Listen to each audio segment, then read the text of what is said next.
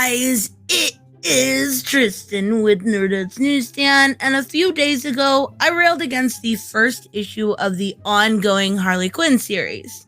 During the rant, I stated that there are rare cases of Harley becoming a hero that actually work. One of those cases, I stated, was Batman White Knight Presents Harley Quinn, and that is just a perfect example. And I'm going to talk about it today, and I'm going to tell you why. And I'm going to do a complete story. Now, this series is both a spin-off and a continuation of Batman White Knight series that Sean Gordon Murphy started. Plotted by Sean, written by his wife Katana Collins, and drawn by the very talented Matteo Scalera, who both mimics Sean's style and makes it his own in a way. Add the colors of Dave Stewart, and you cannot really tell a difference at all. So we're going to start with issue number 1. Now, this is set 2 years after the Curse of the White Knight started, right? So Harley is a single mother, raising her twins, Jackie and Bryce, on her own, both named after the most important men in her life. Jack, aka the Joker, and of course, Bruce. We get reminded that Harley, while a lot saner in this version, still has a lot of issues. But this is also proven in a lot of ways. One specifically when she steps on a toy knight sword. She takes it downstairs, stabs it with a knife. I get it. But damn, girl. Earlier in the issue, we also get the first of many flashbacks in this series that fill in the backstory of the White Knight version of Harley and Joker, and it is one of the most original takes in my opinion. Harley met Jack long before he became the Joker at a nightclub where Harley worked as a pole dancer to make money for college. Now, Jack is already working in the mob, and Batman is aware of who he is. Harley is already able to deduce some of his issues, and even said it's like he has 2 people inside of him. Jack then soon escapes, and Batman warns Harley to stay away from him. This is very surprising. Unlike the Leto version of Joker, who has this weird out-of-character being in love with Harley thing going on, here, since it's Jack Napier, who is in love with her long before he becomes the Joker, it's acceptable. This also gives a more logical reason why Harley stays with him, which we get to more in depth here in a little bit, right? So, back in the present day, Duke Thomas shows up, and we find out Harley is struggling to pay her bills. She hasn't really kept a job steady in ages, which is why Duke then offers her one. He and Renee want Harley to be their criminal profiler as part of the GTO, the Gotham Terrorist Oppressors, at the request of the FBI shrink, Dr. Quimby. Harley is shown the recent new nutcase that has came about, the first in 2 years. Because if you remember correctly, after Azrael took out all of the rogues gallery, Batman took out the Azrael. So it's been kind of low. Someone is killing, though, all of the Golden Age actors. Harley wants nothing to do with it, and she pushes Duke out. Later, she meets up with Bruce, who, if you remember, he is in prison, right? So they talk it out. Now, here in this scene with Duke, we get reminded that technically Harley has 4 babies. Now, of course, her 2 children. But she also has Bud and Lou. And Bud and Lou are awesome. I love them. And they're just as important. So, Harley talks with Bruce. It's made clear she is struggling. She is struggling to be a parent. She refuses to accept she's doing the best she can. And everyone around her is there to help. She is struggling with her fear of falling off that sanity wagon, especially if she takes the case. There's a lot more, but Bruce encourages her to do it, making it clear that if, she stops or has any issues, we will have people like him, Duke, Renee, Leslie, Bud, Lou, all of these people to help Harley. They are her safety net. This is another thing I love about the White Knight universe. The dynamic between Bruce and Harley is really quite adorable. Different, but adorable. It's clear her heart belongs to Jack Napier, but a small part of it still belongs to Bruce too. This is a Harley who has clearly been less damaged than others, but she still has her own emotional issues. And Batman has clearly been made more caring to her because he knows this and has tried to help her. Again, all of this is a fresh new dynamic for all of the characters involved. Now, Harley meets up with Renee and accepts the job, also meeting Dr. Hector Quimby, who is a bit of a fan of her work. As they look through the crime scene, Harley notices the Joker parallels to his crime scenes and assumes this person could only be one person, Neo Joker, aka Harley 2, who is more based off of the New 52 Harley. So she dresses up, as you can see, and heads out to confront her. And that's where we start issue number 2.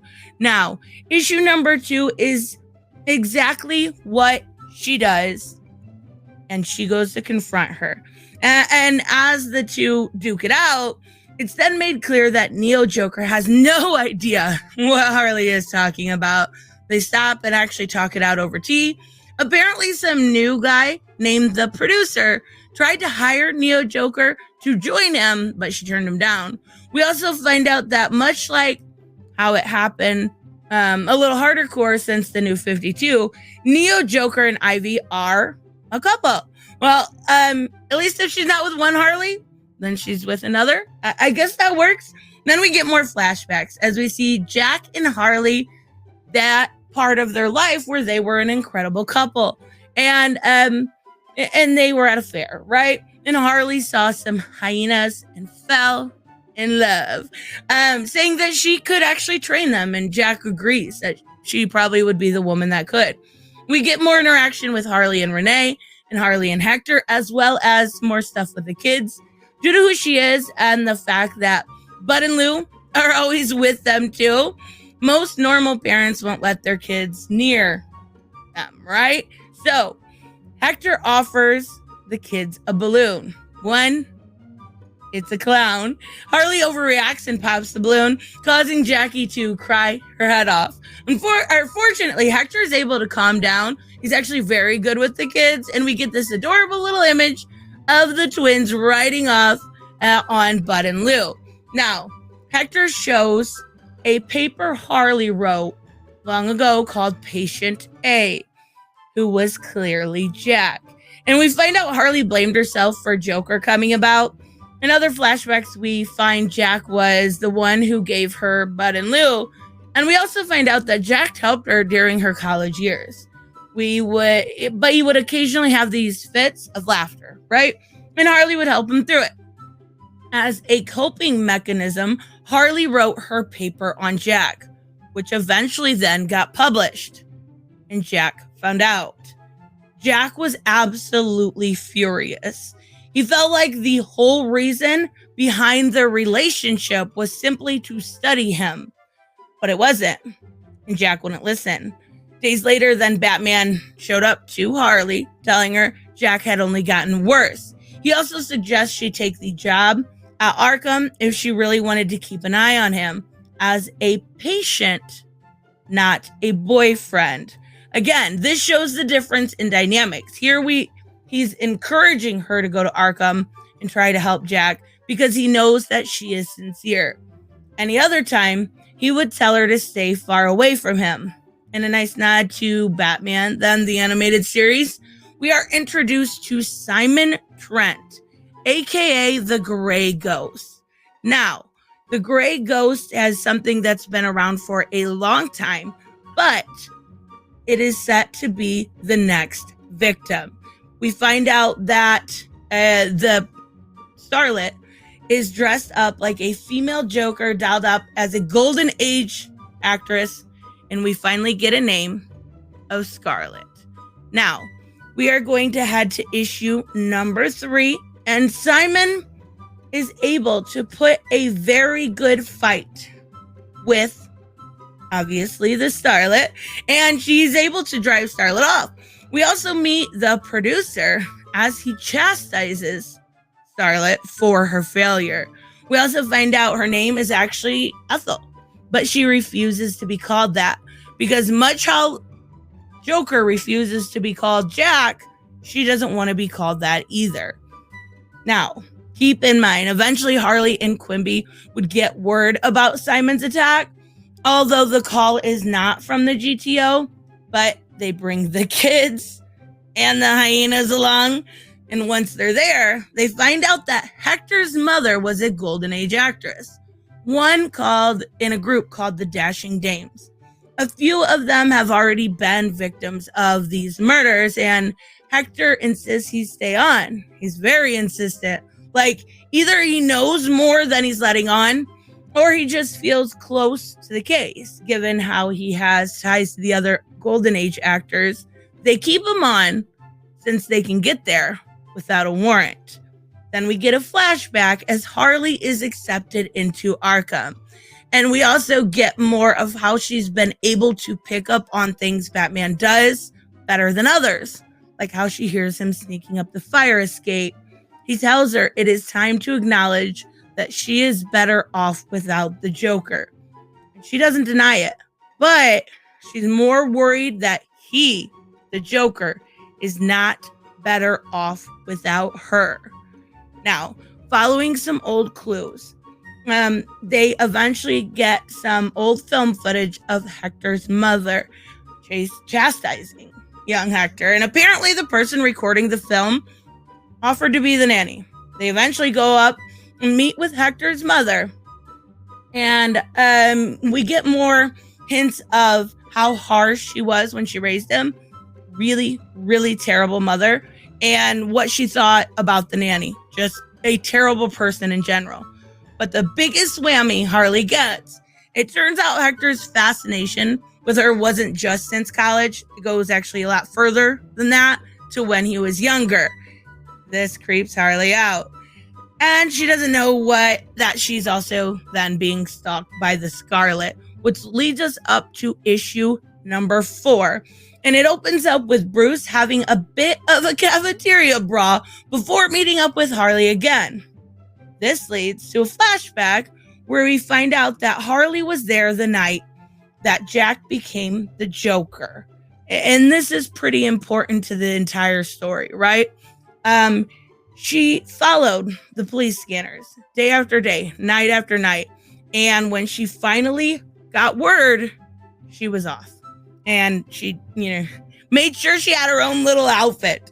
To prevent herself from being caught, she put on this disguise and ran over to Ace Chemicals plants. Things start to get crazy and Jack spots her. He's actually shocked that she is there. He reveals he knew about her Arkham job and that he's actually proud of her. Well, Batman shows up and we find out Joker's origins here are pretty much like the Tim Burton movies, right? Shooting his gun, causing some valve meters to explode and blind him, and him falling into the vat of acid. Bruce then reveals he knew that Harley was there, but he didn't turn her in because he believed in her. He gives her a bit more words of encouragement before, he eventually leaves. So, after more scenes with the Starlet and the producer, as well as a few scenes with Harley struggling with her job and checking in on the kids, Hector and Duke sneak into the theater.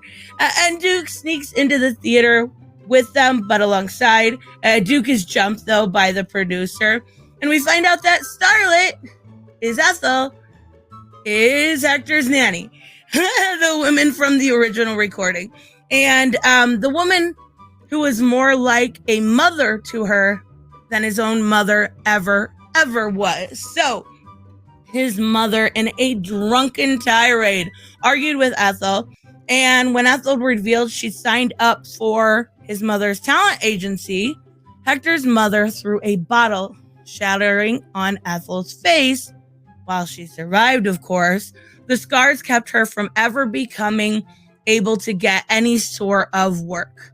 The issue then ends with Starlet having Harley tied up and encouraging Hector to shoot her and join her, of course, right? So we're going to go to issue number 5. Now, this opens up with Hector refusing to shoot Harley and Starlet escaping. It is here we finally make that dynamics of this very clear. Hector is very much like Harley in so many ways. The psychiatrist who wants to do good, has a troubled past, and has always had this loved one who is clearly mentally damaged and has two sides to their personality. One side that very well may be gone.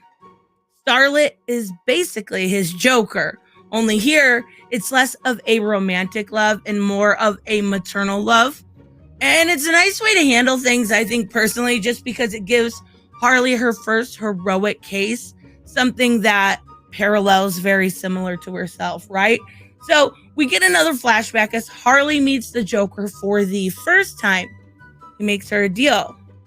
Become his doctor, and for every 10 minutes that he spends with her, he will give her Jack for 1 minute.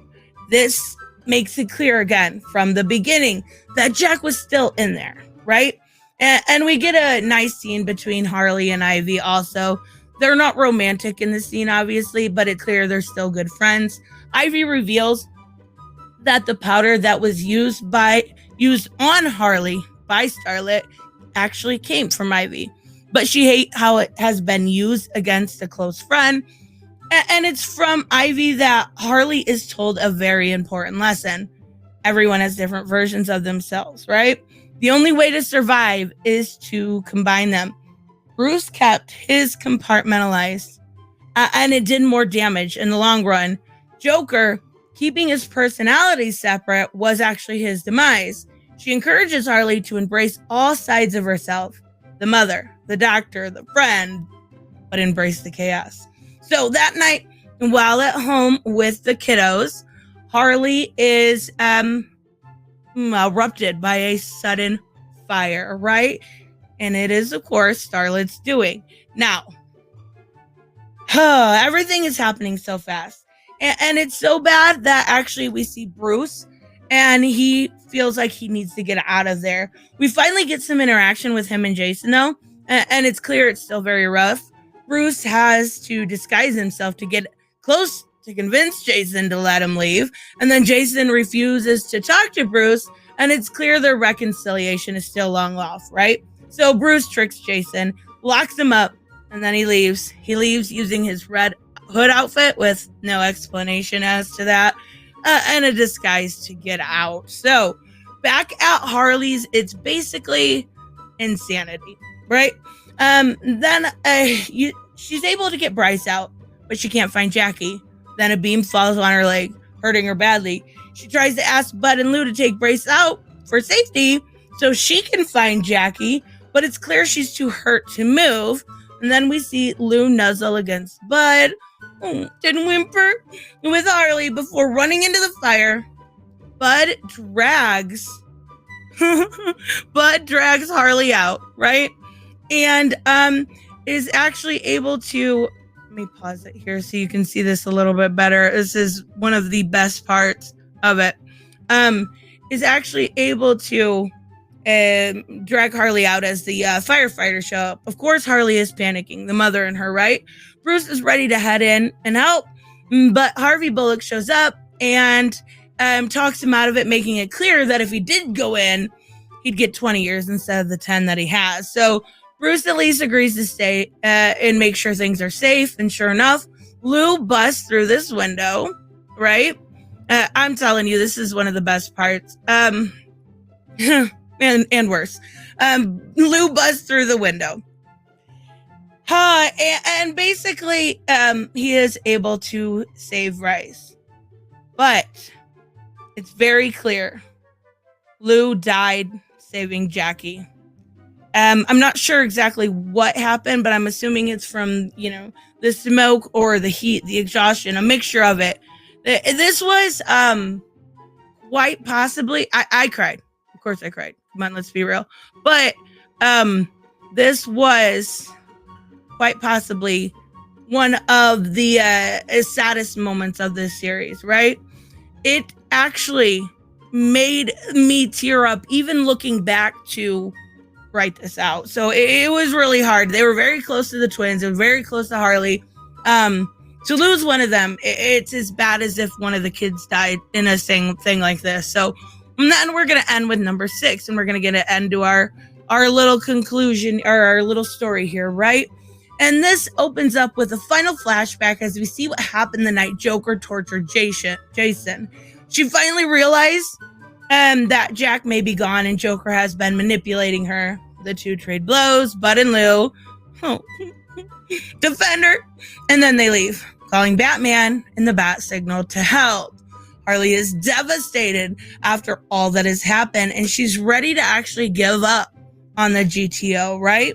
But as she leaves, it turns out Bruce put on the Batman outfit and got the Batmobile out just one more time, but not to help her with the case, to give her something. A new outfit that gives her a different color scheme, and it's clearly much better at fighting crime in, not bright red. I'm assuming that Bruce then goes back to jail at this point, but why is he wearing his costume? Is he going to go back to jail in his costume? Oh, okay. All right, okay. We're going to pretend like it's different. Okay, so things come to an end at the awards ceremony where Hector's mother and the producer, who we don't actually see directly, but he clearly gets away at the end, taunts Harley, and Starlet wants to kill Miss Quimby. Now, this really does feel almost like a Harley Joker relationship, right? It feels very reminiscent of times past. So when they go in, this is what it derails, or when it derails is when his mother arrives. As harsh as she may have been, she even says, "I always loved my son, and I did what I could." So this encourages Hector then to fight back, and that's hard for him, right?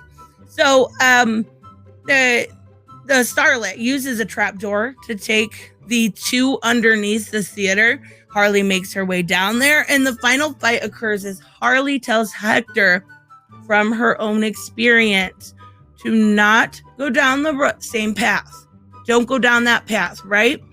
And it's clear he can't just try his hardest to fix her. It's clear Ethel is way too far gone. So Starlet throws blades at Harley. The first one bounces off. Thank you, Bats. But when Harley deflects the next one, it hit Hector. Dying from his wounds, he tries to convince Ethel to give herself up. Starlet and Harley are both completely devastated, but it's not enough for Starlet to give herself up. The two fight it out, and Harley takes her down hard. Renee offers Harley to then join up full time, especially since the producer is still out there. And I'm hoping they do a little bit of an ongoing after that about the producer. I really like these characters. And Harley isn't sure. But then Harvey gives her a set. So here's the set of keys, right? And it is, the keys are to a new house, complete with a garage that can double as a Harley cave, with a small box and a new hyena pup. Oh, I freaking love it. We end things as Harley smiles and basically says, "I'll do you proud, Bats." I absolutely love this idea. Harley's almost became the new Batman in town, right? This is the new pup here. So freaking cute. But this series was incredible. I don't know how much of this is a setup for the next main White Knight series, but regardless, it's handled itself very well. It's filled in a lot of details that we had been lacking from the first two minis. And you find out just how drastically different Harley and the Joker and Batman's dynamic all are here. And it really explains so much. So stuff like, why did Harley stick around? Because unlike the mainstream series where she's just manipulated to the point of being broken, Here she knew Jack beforehand, and it feels like he's still there. And Joker played into that, and until he went too far, she didn't till she's seen it. Now, why did Bruce seem to have this tight because he trusted her back in the earlier days. He felt if anyone could get through to Jack, it was her. But he didn't want to get sucked down with him. So I wouldn't want to see this being brought over to other versions of these characters. I don't. But I want it to stay its own unique version here. It's amazing, and it works so well because she was never insane, because she never crossed any line. This Harley can become a hero, and it makes sense. This story really helps her become that hero. I cannot recommend this series enough. This is further proof that Sean Gordon Murphy knows what he's doing and is making a series that everyone can get some enjoyment out of. I can't wait till the next one. And I'm hoping we get an announcement pretty soon. So let me know, of course, what you guys think about this. I absolutely love them. Love the hyenas, love the kids, love the single mom aspect. Beautiful. I will see you guys in the next one. Bye-bye.